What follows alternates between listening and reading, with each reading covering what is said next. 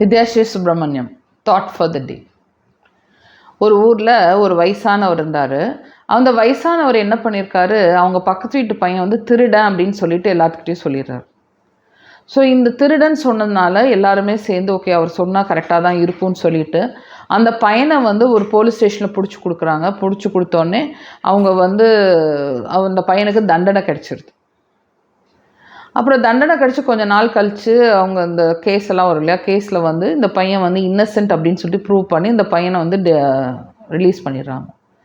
ஆனால் இந்த பையன் வந்து ரொம்ப அப்படியே நான் செய்யாத தப்புக்கு வந்து என்னை வந்து சொல்லிட்டாங்களே, நான் வந்து திருடவே இல்லை, ஆனால் ஏன் என்னை பற்றி ஒரு ரூமர் இப்படி கிளப்புனாரு என்ன அப்படின்னு சொல்லிட்டு ரொம்ப அவமானப்பட்டு வந்து அவர் வந்து என்ன பண்ணுறாரு, அந்த ஓல்ட்மேன் மேலே இந்த பையன் வந்து ஒரு கேஸ் கொடுத்துட்றாரு. இந்த ஓல்ட்மேன் மேலே கேஸ் கொடுத்தோடனே அப்புறம் வந்து இந்த ஓல்ட்மேனை வந்து ஜட்ஜுக்கிட்ட கூட்டிகிட்டு போகிறாங்க. ஜட்ஜு கேட்குறா, நீங்கள் என்ன தப்பு பண்ணியிருக்கீங்க உங்களுக்கு தெரியுதா, நீங்கள் ஏன் இப்படி பண்ணீங்க, அவர் வந்து எவ்வளோ ஹியூமிலியேட் ஆகிருக்காரு, எவ்வளோ மன வேதனையோடு இருக்கார், ஏன் இப்படி பண்ணீங்க அப்படின்னு சொன்னதுக்கு அந்த ஓல்ட்மேன் சொன்னார், நான் என்ன ஜஸ்ட் ஒரு ரூமர் தானே பரப்புனேன், அதனால் யாருக்கு என்ன ஆகும் அப்படின்னு சொல்கிறார். அப்புறம் ஜட்ஜ் யோசனை பண்ணி ஓகே இவருக்கு எப்படி புரிய வைக்கலாம் அப்படின்னு சொல்லிட்டு ஓகே நீங்கள் வந்து உங்களுக்கும் இன்னைக்கு ஒரு வேலை கொடுக்குறேன், நீங்கள் வந்து என்னென்ன இந்த பையனை பற்றி நீங்கள் பேசுனீங்களோ, என்னென்ன வார்த்தைகள் மற்றவங்ககிட்ட சொன்னீங்களோ அது எல்லாமே வந்து நீங்கள் ஒரு பேப்பரில் ஃபஸ்ட்டு எழுதுங்க அப்படின்னு சொல்கிறார். ஸோ இவருக்கு வந்து பென் பேப்பர் கொடுக்குறாங்க. இவர் வந்து எல்லாமே உட்காந்து எழுதுறாரு, என்னென்ன யார் யார்கிட்ட சொன்னேன்னு சொல்லிட்டு எல்லாமே எழுதிடுறாரு. எழுதிட்டு அப்புறம் ஜட்ஜ் சொல்கிறார், இப்போ நீங்கள் என்ன பண்ணுங்கன்னா உங்கள் வீட்டுக்கு முன்னாடி போங்க, வீட்டுக்கு முன்னாடி போயிட்டு இந்த பேப்பரை சுக்குநூறாக கிழித்து அப்படியே தூக்கி போட்டுருங்க அப்படின்னு சொல்கிறாரு. தூக்கி போட்டு நாளைக்கு வாங்க, நாளைக்கு தான் வந்து உங்களுக்கு தீர்ப்பு சொல்ல போகிறேன் அப்படின்னு சொல்கிறாரு. ஸோ இவர் என்ன பண்ணுறாரு, போய் அந்த பேப்பர்லாம் கிழித்து சுக்குநூறாக போட்டுட்டு தூங்கிட்டு அடுத்த நாள் வந்து இவர் வர்றார். வந்தோடனே ஜட்ஜ் வந்து சொல்கிறாரு, ஓகே நீங்கள் நல்லா தூங்குனீங்களா அப்படின்னா, நான் நல்லா தூங்கிட்டேன். ஓகே இப்போ நான் வந்து நேற்று உங்களுக்கு என்ன வேலை கொடுத்தேன்னு தெரியுமானதுக்கு, ஆமாம் நீங்கள் வந்து நான் என்னென்ன அந்த பையனை பற்றி சொன்னேன் எல்லாமே எழுத சொன்னீங்க, எழுதிட்டு அந்த பேப்பரை கிழித்து கொண்டு போய் வீதியில் வீசிட்டு வர சொன்னீங்க, நான் வீசிட்டு வந்துட்டேன் அப்படின்னு சொல்கிறாரு.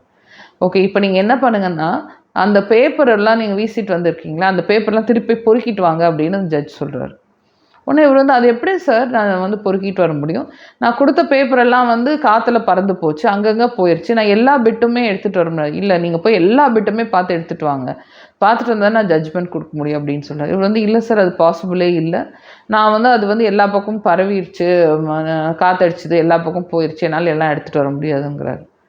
அப்போ வந்து ஜட்ஜ் சொல்கிறார், இதே தான் இப்போ நீங்கள் வந்து அந்த பையனை பற்றி பண்ண ரூமரை வந்து எல்லா பக்கம் பரவிடுச்சு, எல்லா காதுக்கும் போயிடுச்சு, அது எங்கெங்கே போயிடுச்சுன்னே தெரியாது, இப்போ அது வந்து நீங்கள் அதை வந்து திருப்பி கொண்டு வர முடியாது இல்லையா, இதுதான் வந்து நீங்கள் வந்து பண்ண தப்பு, நீங்கள் வந்து சும்மா நான் ஒரு கமெண்ட் தானே அடித்தேன்னு நீங்கள் சொல்கிறீங்க, ஆனால் இந்த பையனுக்கு வந்து தீராத ஒரு வலி ஏற்படுத்தியிருக்கீங்க, ஒரு வடுவை ஒரு ஒரு ஸ்கார் ஏற்படுத்தியிருக்கீங்க, இதை நீங்கள் எப்படி ரெக்டிஃபை பண்ண போகிறீங்க அப்படின்னு கேட்கும்போது தான் இவருக்கு வந்து தான் என்ன தப்பு பண்ணோன்னே புரிஞ்சுதான்.